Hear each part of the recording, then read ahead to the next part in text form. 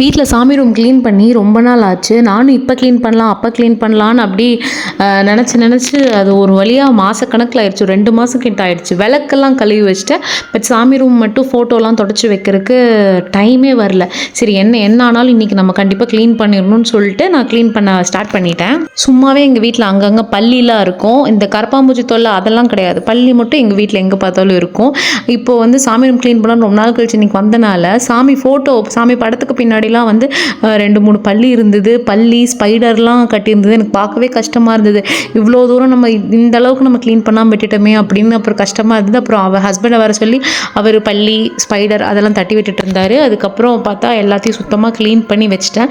இந்த பல்லி போகிறதுக்கு ஒரு ஸ்பைடர் இந்த மாதிரிலாம் பூச்சி சேராமல் இருக்கிறதுக்கு என்ன பண்ணலான்னு உங்களுக்கு தெரிஞ்சதுன்னா மறக்காமல் கமெண்ட் பண்ணுங்கள். சாமி ரூம் க்ளீன் பண்ணதுக்கப்புறம் பார்க்கறதுக்கு தான் அப்பாடா இப்போ தான் கொஞ்சம் பளிச்சுன்னு இருக்குது அப்படிங்கிற மாதிரி மனசுக்கு கொஞ்சம் சந்தோஷமாக இருந்தது. ஸோ உங்களை நான் நெக்ஸ்ட் வீடியோவில் பார்க்குறேன். ஃபாலோ பண்ணலைன்னா மறக்காமல் ஃபாலோ பண்ணிவிடுங்க. பாய்.